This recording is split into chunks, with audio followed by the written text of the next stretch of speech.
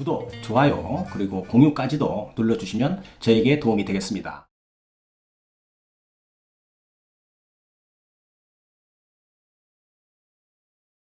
안녕하십니까. 언제나 새로운 소식, 유익한 정보, 그리고 확실한 결론까지로 교통사고 피해자에게 도움을 드리는 유국장 TV입니다.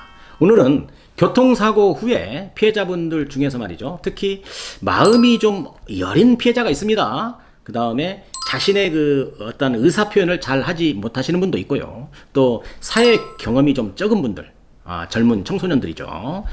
그 다음에 교통사고가 처음인 사람, 또 여성분들, 이런 분들은 보험회사 직원이 이야기하면 막 어쩔 줄을 모르고 당황하시거나 또 잘못 판단을 해서 불이익을 당하는 경우가 많은데요. 보험회사 직원의 언어 속에는 회사의 영리를 목적으로 하는 기교적인 멘트가 좀 많이 있으므로 주의를 해야 한다는 차원에서 제가 영상을 제작해 보았습니다. 자, 몇 가지 말씀을 드리겠는데요. 첫 번째입니다. 조기 합의를 유도하는 그런 전화에 주의를 좀 해야 한다는 것입니다. 보험회사 직원은 교통사고 피해자가 병원에 입원을 하면 전화가 분명히 오게 됩니다. 거의 처음에는 안부 전화 그런 어떤 수준입니다. 많이 걱정을 해주는 척, 그리고 좀 본론으로 들어갑니다. 자, 몸은 좀 어떠십니까? 많이 아프실 겁니다. 병원에 치료비 지급 보증을 해 놓았으니 걱정 말고 치료 잘 받으시죠. 불편한 사항이 있으면 언제든지 연락을 주시죠. 명함을 또 문자로 좀 보내줍니다. 자, 하고 첫 번째 전화는 끝나게 되는 겁니다. 예의 전화로 보면 되겠습니다. 그 다음에 두 번째 전화가 오게 됩니다. 두 번째 전화는 피해자를 탐색하는 전화입니다. 조기 합의로 갈 수 있는 환자인지, 아니면 입원을 유지하면서 진행해야 하는 환자인지를 탐색합니다. 조기 합의가 가능하다고 판단이 되면 보험회사 직원은 매우 신속하고 집중력 있게 접근을 합니다. 고객님 병원에 좋은 일 할 거 있겠습니까? 그 병원비 들어가는 거 이거 향후 치료비로 드릴 테니까 합의하고 치료는 의료보험으로 받으시죠 등 이런 식으로 좀 효율을 합니다. 이때 합의금은 널뛰기를 합니다. 정해진 틀이나 규정은 좀 없고요. 무조건 합의를 하려고 노력을 하겠죠. 하이에나가 어떤 사냥을 하듯이 한 개의 사건을 종결하려고 매우 노력을 할 것입니다. 이때 많은 피해자들이 자신의 충분한 권리를 찾지 못하고 합의하는 경우도 있겠고, 또 어떤 피해자분들은 아주 이때 야무지게 합의금을 잘 받고 종결하는 분도 있습니다. 이때 보험회사는 전화 녹음으로 합의를 성사시키고 피해자의 은행 구자로 합의금을 즉시 입금해 줍니다. 왜 이렇게 빨리 처리해 줄까요? 피해자가 마음을 변하기 전에 끝내야 하기 때문입니다. 이것은 자신의 회사에 이익이 된다고 보기 때문이죠. 이걸 아셔야 됩니다. 그런데 입원을 하면서 진행해야 하는 환자로 판단이 된다면 여기서 적당히 손을 놓게 되는 것입니다. 자, 세 번째 전화 정도가 오는데요. 이때는 합의가 잘 안 되는 환자에게는 슬슬 압박도 좀 합니다. 보험사의 본성이 나오게 되는 것입니다. 그래도 합의가 잘 안 되면 이때부터는 전화하지 않습니다. 손을 딱 떼는 겁니다. 즉 장기전으로 간다는 것이죠. 교통사고 피해자를 아주 애타게 만드는 그런 심리전으로 가게 되는 것입니다.